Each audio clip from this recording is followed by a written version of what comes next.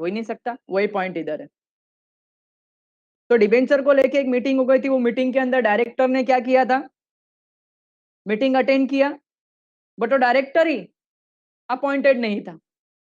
ये केस है Howard versus Patent Ivory Manufacturing company.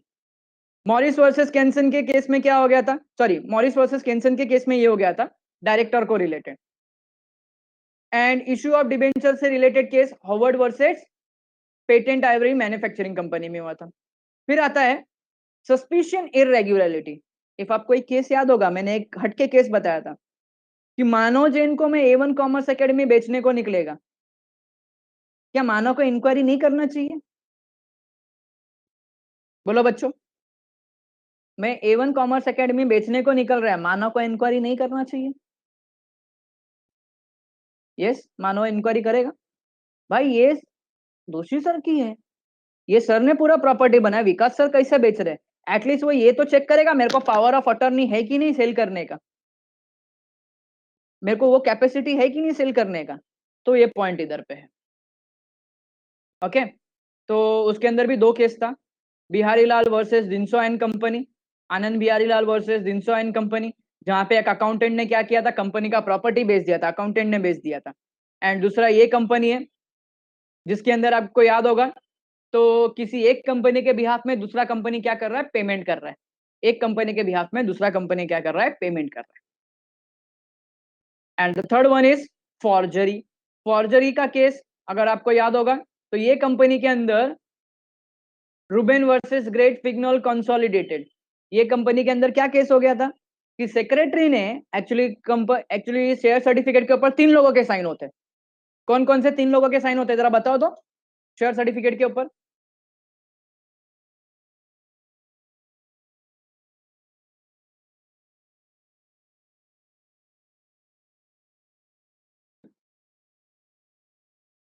To directors and CS, two directors and CS. लेकिन ये कम इसमें ये केस में क्या हो गया था, जो सीएस है ना, सीएस, उसने क्या किया था, उसने क्या किया था, सिग्नेचर कर दिया था बाकी दोनों डायरेक्टर का। बाद में कंपनी में कुछ हुआ तो कंपनी सीधा बोलता है कि भाई ये इनवैलिड है, ये इनवैलिड है, ये लीगल शेयर सर्टिफिकेट है ही नहीं। तो रुबेन ने उसके ऊपर, या तो रुबेन ने केस ठोक दिया होगा। तो वो केस में एक सिंपल सा आया था कि it is a complete forgery. Complete forgery बोला मतलब इसके बारे में मैनेजमेंट को भी नहीं पता, इसके बारे में तुमको भी नहीं पता। तो यहाँ पे इंडोर मैनेजमेंट का प्रिंसिपल एप्लीकेबल नहीं होगा। इंडोर मैनेजमेंट में क्या होता है कि गलती कंपनी की होती है, इंडोर मैनेजमेंट में कंपनी की गलती होती है। लेकिन यहाँ पे कंपनी की गलती भी नहीं है ना, यहाँ पे कंपनी की गलती भी नहीं, कंपनी को तो मालूम ही नहीं है कि शेयर सर्टिफिकेट के ऊपर इसने नकली साइन किए हुए। मतलब धोखा दोनों के साथ हुआ है, धोखा दोनों के साथ हुआ है। जब कंप्लीट फॉर्जरी होगी तो वहां पे इंडोर मैनेजमेंट एप्लीकेबल नहीं होगा, बिकॉज कंपनी भी तो उसके अंदर, कंपनी भी तो बोलते हैं ना, कंपनी के फेवर में भी तो नहीं है ना वो। तो वहां पे इंडोर मैनेजमेंट का प्रिंसिपल एप्लीकेबल नहीं होगा। पॉइंट क्लियर है बच्चों?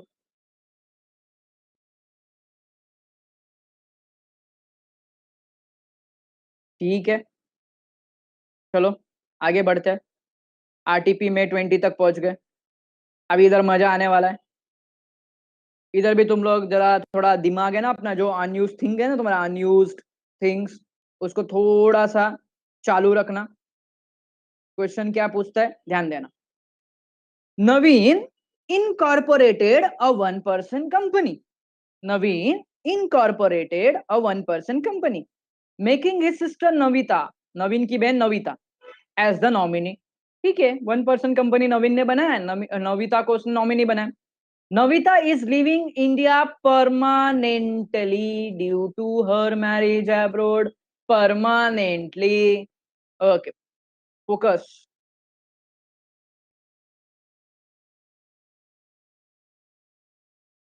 Permanently, due to this fact she is withdrawing her consent of nominee in said 1 person company, taking into consideration the provision of the Company Act 2013. Answer the questions given below. If Navita is leaving India permanently, it is mandatory for her to withdraw her nomination in the said one person company? हाँ या ना? Withdraw करना mandatory है उसको? तो भाविका ने बोला yes yes yes. अच्छा बच्चों, तुम अगर यस बोल रहे हो तो अपने आंसर को जस्टिफाई करो, अपने आंसर को जस्टिफाई करो।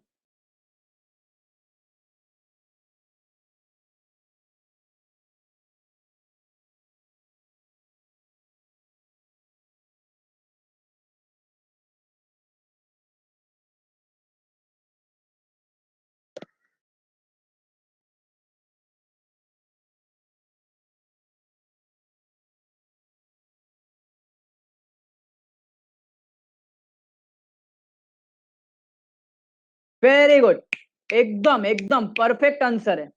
वेरी गुड, उत्कर्षा ने भी आंसर दिया, फीलिंग बरोबर थी उत्कर्षा की, एकदम परफेक्ट है। इंडियन रेसिडेंट का पॉइंट बाद में आता है, बट इंडियन सिटीजन फर्स्ट। तो परमानेंटली वो विड्रॉ कर रही है तो इंडियन सिटीजन नहीं है। वेरी गुड, एकदम परफेक्ट आंसर है। Yes, so yes, it is mandatory for Navita to withdraw her nomination in the said OPC as she is leaving India permanently as only the natural person who is an Indian citizen and resident in India shall be nominee in one person company. Excellent, perfect, दिमाग जबरदस्त चालू रखा तुम लोग ने। Okay, now second का answer भी I think so तुम्हारा आंसर आ जाना चाहिए। अभी उधर पे आंसर दिख गया रहेगा तो उसको देख के नहीं बोलने का। If Navita maintain the status of resident of India after her marriage, then can she continue her nomination in said one person company? चलो अभी तुम लोग ने इतना बोल दिया तो मैं आंसर भी बता देता हूँ। Answer is yes. रीजन क्या है? तो Navita can continue her nomination in said OPC if she maintain the status of resident of India after her marriage by staying in India for a period not less than 182 days during the immediately preceding financial year. याद होगा तो हम लोग ने पढ़ने के time पे इसको ये पढ़ा था, कैलेंडर ईयर पढ़ा था। बाद में मैंने तुमको बताया कि नहीं उधर अमेंडमेंट, बाद में मैंने नहीं कुसुम ने और ये पार्थ ने बताया कि सर उधर अमेंडमेंट है, चेंजेस है, तो हम लोग ने चेंज किया financial year. 182 days during the immediately preceding financial year. Current financial year के पहले के फाइनेंशियल ईयर में 182 days इंडिया में, 182 days और मोर इंडिया में रहना चाहिए। बच्चों क्लियर? Any query?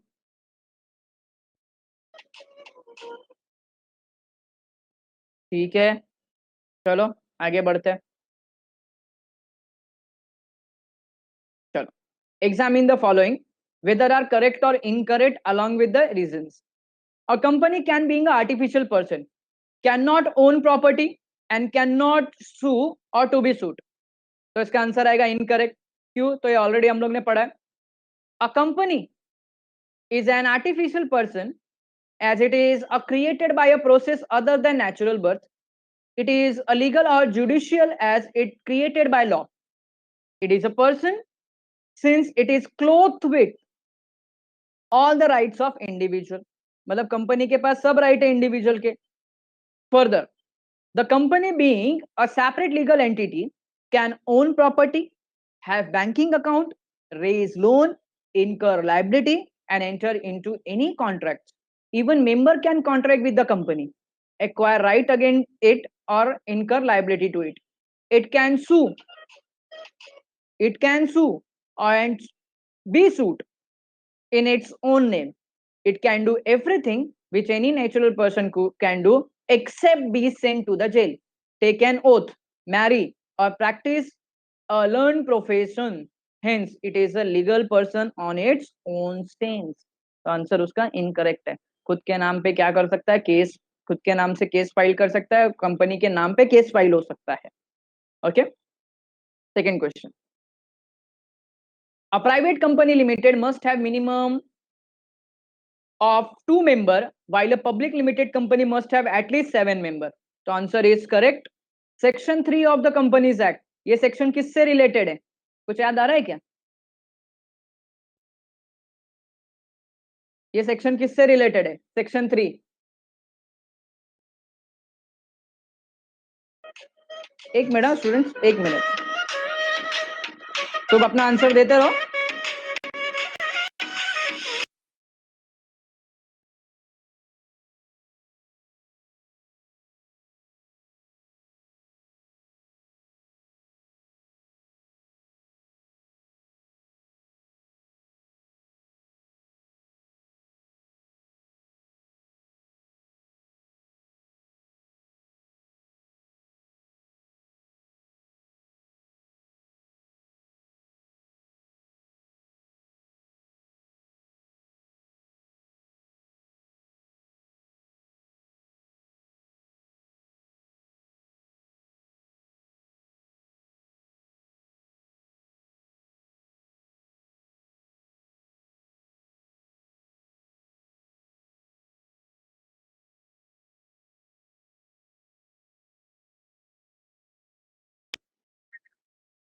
ओके, तुम्हारा आंसर आया नहीं, मैंने कुछ क्वेश्चन पूछा।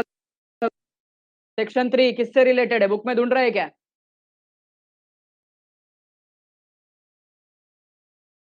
सेक्शन 3 किससे रिलेटेड है? सेक्शन 3 था एंड सेक्शन 7 था।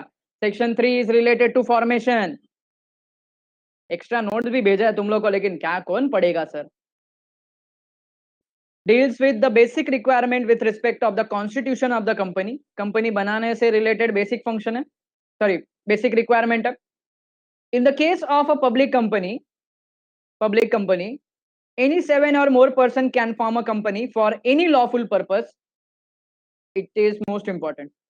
By subscribing their name to the memorandum and complying with the requirement of this act in respect of registration. In exactly the same way, 2 or more person can form a private company. चलो आगे. Briefly explain the doctrine of ultra virus and under the Companies Act 2013. What are the consequences of ultra virus act of the company? देखो ultra vires already हम लोग ने पढ़ा है। Ultra virus का meaning मतलब क्या है? तो अल्ट्रा वायरस का meaning beyond the power, something act. अगर कुछ चीज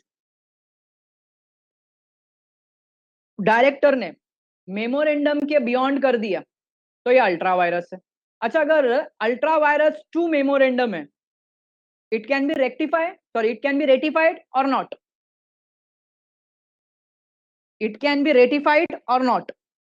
okay, answer is no, Kusum ने बोल दिया no, it can not be ratified, but it is ultra vires to articles but intra vires to memorandum. अब मुझे बताओ, हम इसको रेटिफाई कर सकते हैं क्या? It can be ratified.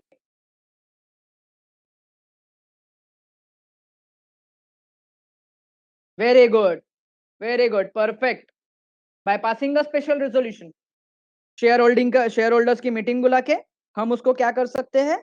हम उसको चेंज कर सकते हैं। बट मेमोरेंडम में ऐसा नहीं है। मेमोरेंडम में अगर आपको याद होगा तो हम लोग ने 2 पॉइंट पढ़ा था, प्रोस्पेक्टिव इफेक्ट एंड रेट्रोस्पेक्टिव।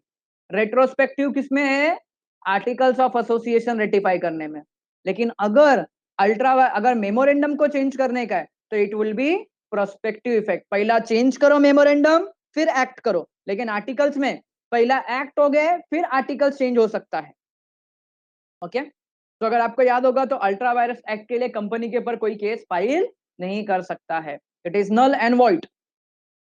तो doctrine of ultra vires simple meaning क्या है? Beyond the power, act done in excess of legal power of the doors. Of the doors बोला मतलब जिसने ये काम किया है। The presuppose that the power in their nature are limited.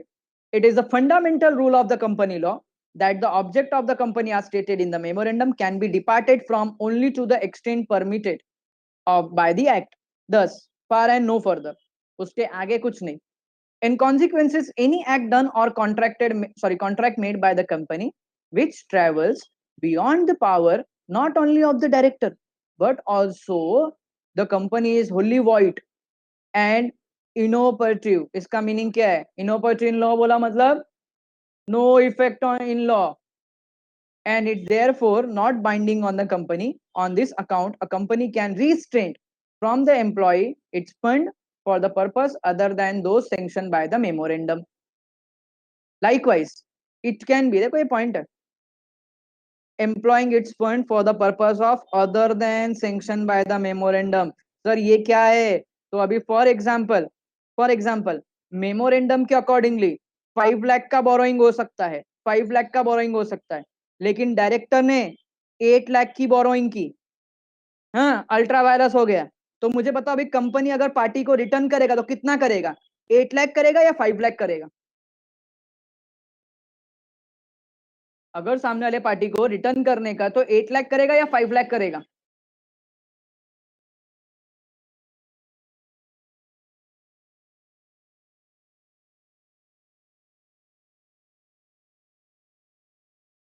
5 lakh करेगा। कुसुम ने बोल दिया 5 लाख। क्यों? तो रीजन ये है, सैंक्शन लिमिट ही कितनी थी? 5 लाख की थी। अच्छा मुझे बताओ, अभी मैं 3 लाख पे नहीं करने वाला, it is restrained, it is stopped, सामने वाला पार्टी मेरे कंपनी पे केस कर सकता है क्या? सामने वाला पार्टी को मेरे कंपनी पे केस कर सकता है क्या?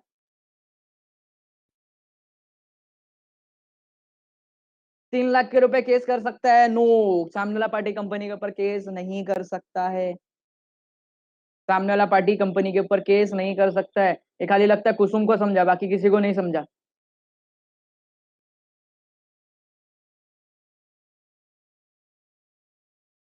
अच्छी बात है, अच्छा एटीट्यूड है तुम लोग का। Likewise, it can be restrained from carrying on a trade different from the one it authorized carry on. The impact of the doctoring of ultra-virus is that a company can neither be sued on the ultra-virus transaction. मतलब कोई भी company के ऊपर case नहीं कर सकता, और nor can it sue on, और कंपनी भी किसी के ऊपर केस नहीं कर सकती. Since the memorandum is a public document, it is open to public inspection. Therefore, when one deals with a company, one is deemed to know about the power. When one deals मतलब जो deal कर रहा है. If in spite of this, you enter into a transaction which is ultra virus, the company, you cannot enforce it against the company. An act which is ultra virus, the company being void, cannot be ratified by the shareholder of the company. Sometimes act which is ultra virus can be regularized by rectifying it subsequently. लेकिन ये जो मैंने line पढ़ा ना, ये line किसके लिए applicable है? ये लाइन जो मैंने पढ़ा, sometimes act which is ultra vires can be regularized by ratified it subsequently, ये किसके लिए एप्लीकेबल है?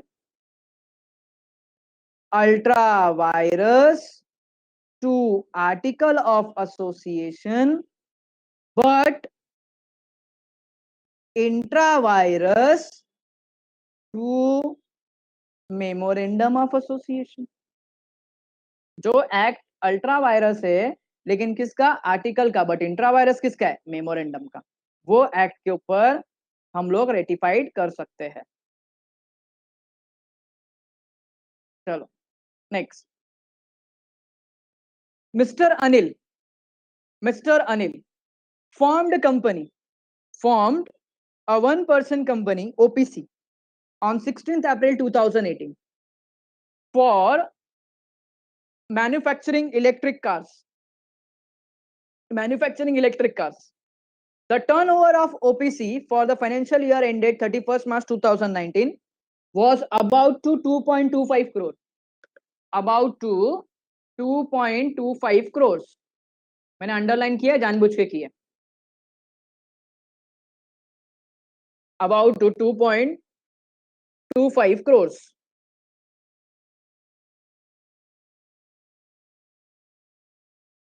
आगे देखो, turnover. His friend Sunil wanted to invest in his OPC, so they decide to convert it voluntarily into a private limited company. Can Anil do so?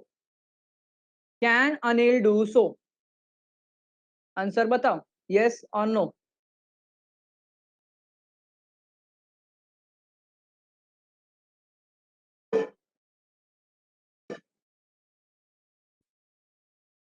Okay, Hiten ने बोला no. चलो अभी वॉलेंटरली तो नो है, पक्का वॉलेंटरली तो no है. क्यों? वॉलेंटरली के अंदर केस क्या बोला था? कि इफ वॉलंटरली कन्वर्ट होना का है तो कितना कितना इयर्स का एक्सपायरी होना चाहिए, कितने इयर्स का एक्सपायरी होना चाहिए? वेरी गुड हितेन, पढ़ाई 2 के लिए इयर्स का। मेहनत तो सब करते हैं, लेकिन स्मार्ट स्टडी कौन करता है? प्री एग्जाम ऐप के साथ बनाइए अपनी तैयारी super smart. Pre exam app देता है वाइड रेंज के एग्जाम्स की तैयारी, जैसे JEE, NEET, CAT, CA foundation, CS CET, banking, railway, SSC, MBA entrance, SYJC, com, TYB com और भी बहुत कुछ। Chapter wise tests and mock tests, detailed performance analysis, और अब तैयारी होगी एकदम परफेक्ट। कहीं भी कभी भी पढ़ाई करें।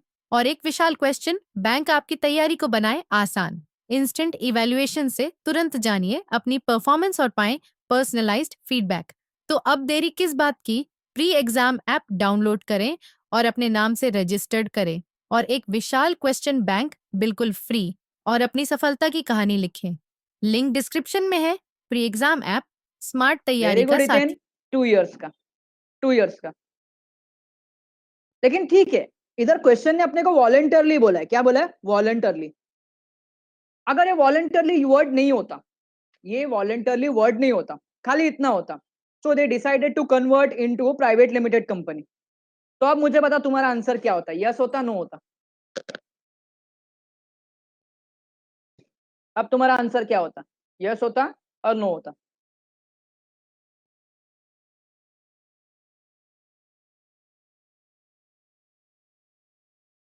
सर प्रोविजन पढ़ने पड़ेंगे हमको।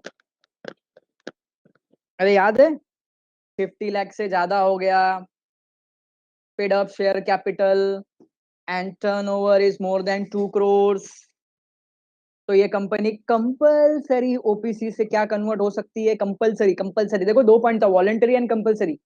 अब ये कंपलसरी किस में ट्रांसफर हो जाएगी? प्राइवेट कंपनी में। और अभी अनिल को इन्वेस्ट करने का है, तो अनिल, सॉरी, अनिल को नहीं, किधर गया?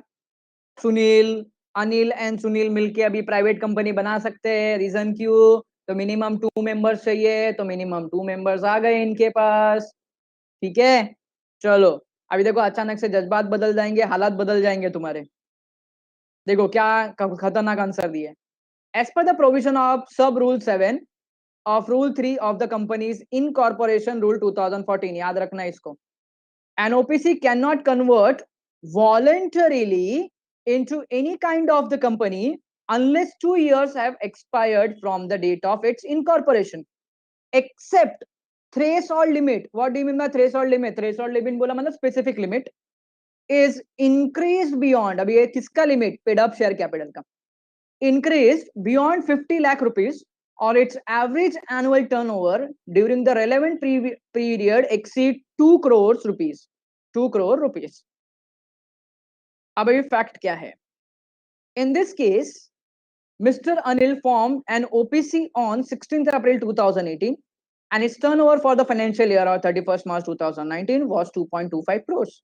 Even though 2 years have not expired from the date of incorporation, since its average annual turnover during the period starting from 16th April 2018 to 31st March 2019 has exceeded 2 crore. Fact of the case समझ में आया?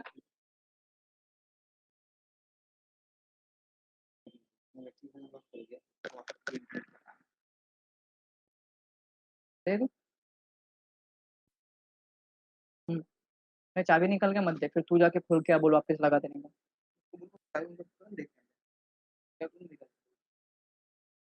रुचित, तू काय क्यों 2 minute के घंटा लगे चक्कर में पूरा वाट लगा रहे? ओके, तो देखो यहाँ पे फैक्ट में क्या बोला है, वॉलंटरी तो कन्वर्ट नहीं हो सकता, 2 इयर्स कंप्लीट नहीं हो गया, बराबर है, लेकिन उसका एनुअल टर्नओवर एक्सीड हो गया, तो अपना फाइनल आंसर क्या होगा? Mister Anil can convert OPC into private limited company along with Sunil. देखा, मैंने तुमको बोला था ना, हालात बदल जाएंगे, जज्बात बदल जाएंगे। रीजन क्या है? अच्छा, कंपलसरी मतलब क्या? वॉलंटरली तो नहीं होगा, बट कंपलसरी तो अपने को करना पड़ेगा इसको, क्योंकि लिमिट एक्सीड हो गई अभी। as per the law now it should be converted into private limited company। Case clear हुआ? ए बच्चों, केस क्लियर हो गया? तुम खाली वॉलंटरली के बारे में सोच रहे थे, बराबर है ना, लेकिन सिलेबस आ गया कंपलसरी का। तो कंपलसरी अभी जब हो रहा है ना, तो उसको कन्वर्ट करना पड़ेगा, उसको कन्वर्ट करना पड़ेगा। तुम तो तुम्हारे दिमाग में बैठे थे सर आंसर नो था इसका, लेकिन एट द एंड में आंसर क्या आया? यस। अब कन्वर्ट हो सकता है। चलो नेक्स्ट, ये तो ऑलरेडी हम लोग ने पढ़ा। Explain clearly the doctrine of indoor management, ये तो हमारा पढ़ के हो गया, ये केसेस हम लोग ने पढ़े, रिपीट क्वेश्चन है। चलो अब आते हैं हमारे एग्जामिनेशन के क्वेश्चंस। चलो, Ravi private limited has borrowed rupees 5 crores from Mudra Finance Limited. This debt is ultra virus, clear cut बोला है। Examine whether the company is liable to pay this debt. State remedy if any available to Mudra Finance Limited. State the remedy if any available to Mudra Finance Limited. चलो एक simple सी बात है, मुद्रा finance limited से 5 करोड़ का loan लिया director ने, but ये अल्ट्रा वायरस है। अच्छा, मुद्रा फाइनेंस लिमिटेड कंपनी के अगेंस्ट में केस फाइल कर सकता है? मुद्रा फाइनेंस लिमिटेड कंपनी के अगेंस्ट में केस फाइल कर सकता है? तो आंसर इज नो, बिकॉज ये नल एंड वॉइड है, न्यूलिटी है, इसका कुछ भी इफेक्ट नहीं है, कैन नॉट एनफोर्स। ठीक है, चलो हम लोग प्रोविजन देखते हैं। 4 मार्क का क्वेश्चन आया था एग्जाम में। As per the fact given, Ravi Private Limited borrowed rupees 5 crores from Mudra Finance Limited. This debt is ultra virus to the company, which signifies that Ravi Private Limited has borrowed the amount beyond the express limit prescribed in the memorandum. This act of the company can be said to be null and void. That is ultra virus.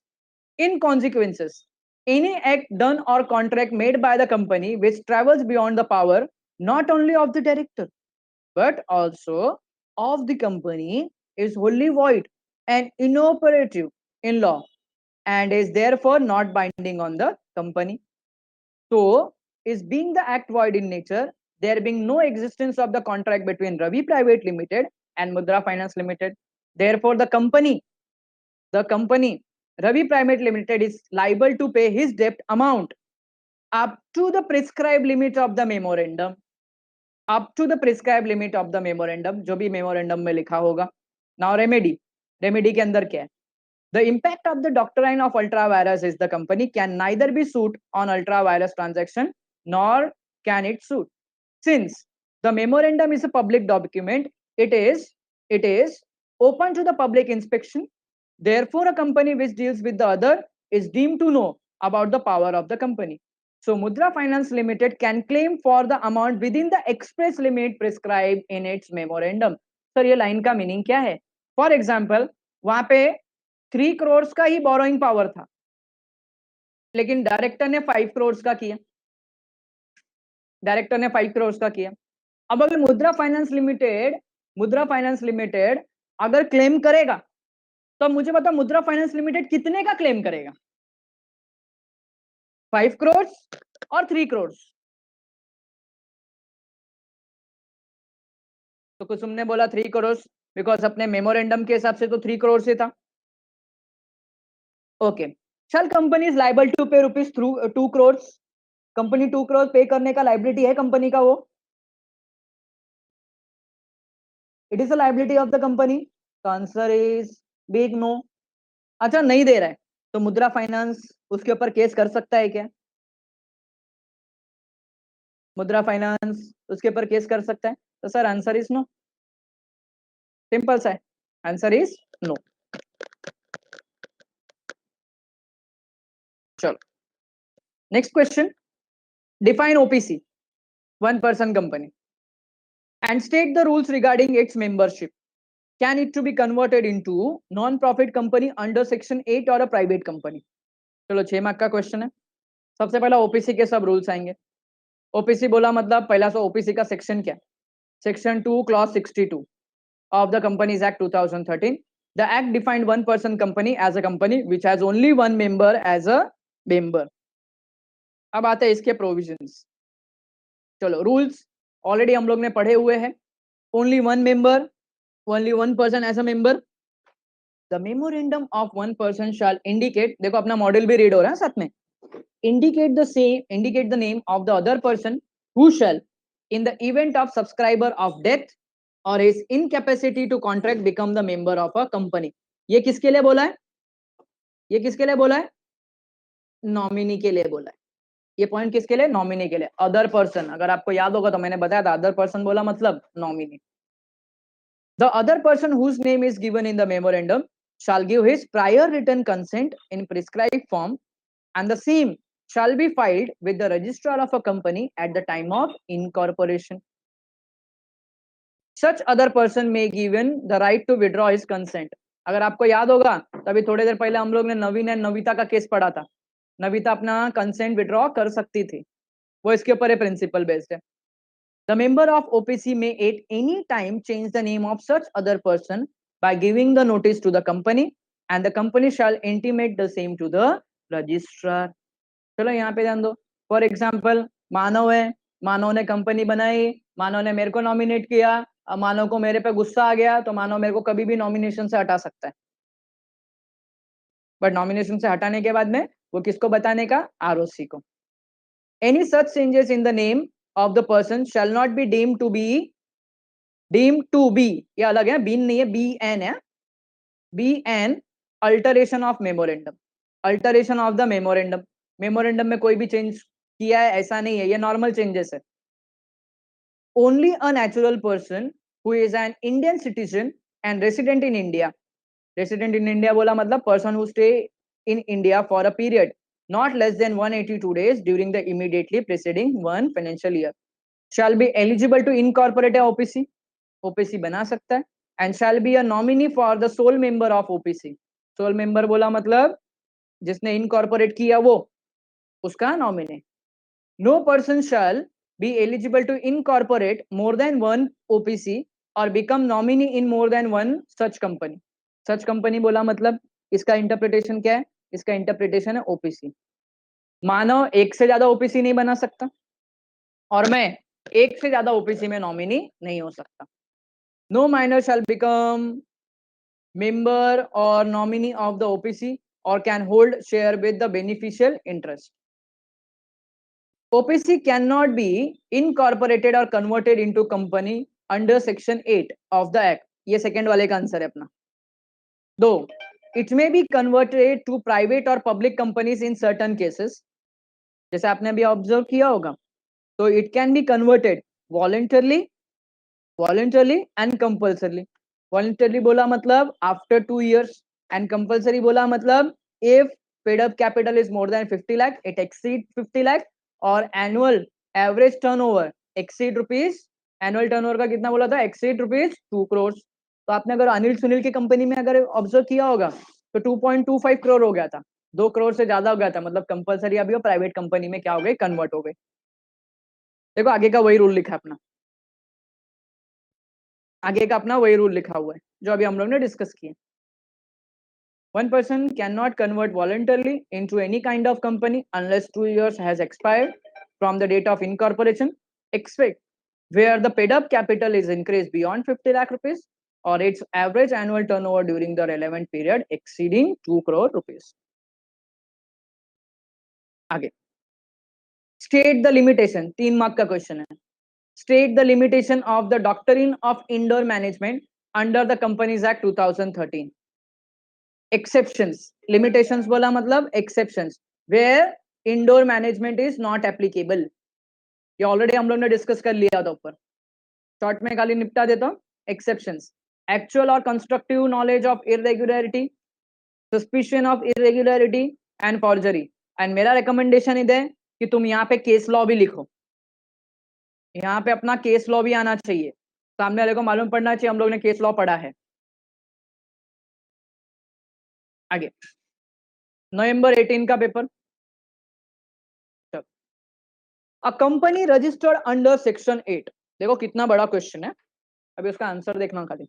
Section 8 of the Companies Act 2013 earned huge profit during the financial year ended on 31st March 2018 due to some favorable policy declared by the government of India and implemented by the company. Considering the development, some member of the company wanted the company to distribute dividend to the member of the company. They approached you. अभी आप legal advisor है, आप lawyer है. They approached you to advise them about the maximum amount of dividend can be declared by the company as per the Provisions of Companies Act 2013. Examine the relevant provisions of the Companies Act 2013 and advise the member accordingly. चलो, पूछता है company, पूछते हैं member, company dividend declare कर सकता है क्या? Company में पहला देख लेना कौन सा कंपनी है. Companies act section 8 of companies act 2013 allow करेगा ऐसी कंपनी को डिविडेंड डिक्लेयर करने के लिए? नहीं. अच्छा, ये डिविडेंड का यूज कहां पे होता है?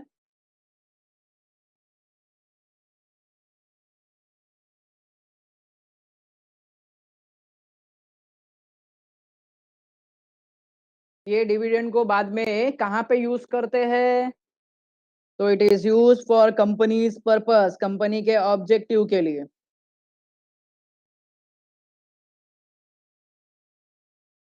कंपनी का जो पर्पस है, कंपनी का जो ऑब्जेक्टिव है, उसके लिए उसको यूज करते हैं. यस.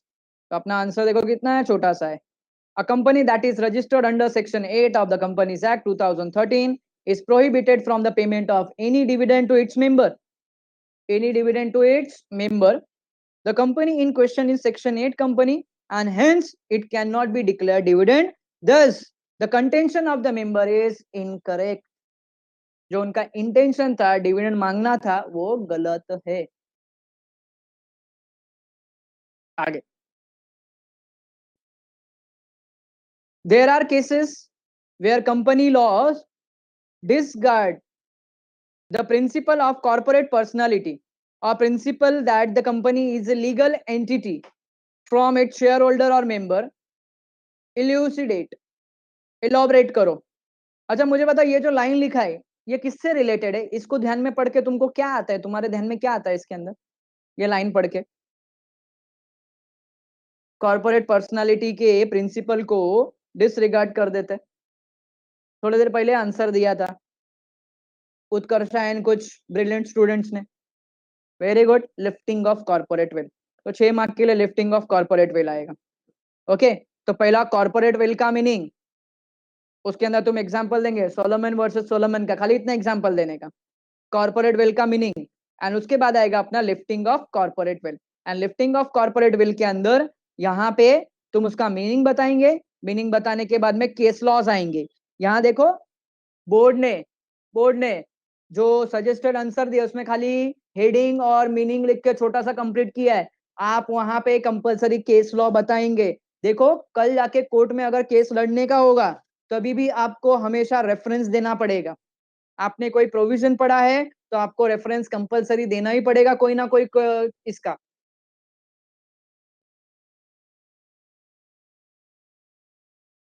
जैसा अभी हम लोग ने एसएससी-एफ का पॉइंट देखा तो उसमें हम लोग ने रेफरेंस किसका दिया? तो हम लोग ने दिनशो मैकेंजी पेटिट का रेफरेंस दिया केस का. तो वैसे यहाँ पे भी आप केस लॉ बोला मतलब आपको केसेस के रेफरेंस देने ही पड़ेंगे. अभी यहाँ पे इन लोग ने इंस्टीट्यूट ने क्या किया है? नहीं दिया है. इनफैक्ट मैं इंस्टीट्यूट के ऊपर भरोसा रखता ही नहीं. तुम्हारे अपने महाराष्ट्र बोर्ड से भी बेकार है. कुछ लोग बोलेंगे सर हाउ यू कैन जज, दिखता है कभी कभी सामने. ओके. सो ये 5 केस याद है. ट्रेडिंग विथ एनिमी, फिर उसके बाद में corporate entity use for evade the tax, फिर सब्सिडरी कंपनी बनाया एज ए एजेंट, फिर avoid the legal obligation, bonus वाला केस, and the last one some illegal or improper purpose, जिसके अंदर आप लोग ने मेरे को केस लॉ के नाम भी बताए थे थोड़ी देर पहला. आगे चलो, ये भी बहुत अच्छा केस है. अब इसमें तुम मेरे को बताएंगे कौन सा प्रिंसिपल अप्लाई होगा. पहले हम ध्यान से पढ़ते हैं. Mister x had purchased some goods from Messrs ABC Limited on credit. A credit period of 1 month was allowed to Mr. X. Before the due date, Mr. X went to the company and wanted to repay the amount due from him. He found only Mr. Z there. Who was the factory supervisor? Who was the factory supervisor of the company? Mr. Z hold, sorry, Mr. Z told Mr. X that the accountant and the cashier were on leave. He is in charge of receiving money and he may pay the amount to him. Mr. Z issued a money receipt, देखो, under his signature. After 2 months, Mrs. ABC Limited issued a notice to Mr. X for non-payment of the dues. For non-payment of the dues. Within the stipulated period, Mr. X informed the company that he had already cleared the dues and he is no more responsible for the same. He also contended that Mr. Z is an employee of the company to whom he had made the payment, and being an outsider, he trusted the word of Mr. Z, as duty distribution is a job of the internal management of the company. Analyze the situation and decide whether the Mr. X is free from his liability. अब एक simple सा question पूछता हूं, mister x company को अभी पे करने के लिए लायबल है या नहीं है? यस और नो? तो आंसर इज नो. अच्छा मुझे बताओ बच्चों, यहाँ पे कौन सा प्रिंसिपल आएगा, कौन सी थियोरी आएगी? मेरे को पूरा नाम चाहिए, मेरे को तुम आधा अधूरा मत लिख के भेजना प्लीज. हाँ, पार्थ मेहता ने बोला यस लाइबल. ठीक है पार्थ, मैं अभी तेरे को एक एग्जांपल लेता हूँ. Very good. Doctrine of indoor management. चलो एग्जांपल देता हूँ तेरे को. यहाँ पे ध्यान दे अभी. अब ये क्वेश्चन पार्थ के लिए. पार्थ, सपोज तू मेरे को फीस भरने को आया. सपोज तू मेरे को फीस भरने को आया और जो वहां पे मैडम वगैरह बैठते हुआ नहीं है, मैंने बोला वो नहीं है, तू मेरे को पैसा दे दे. तूने मेरे को पैसा दिया, मैंने तेरे को साइन करके दे दिया कैश रिसीव करके, बराबर है?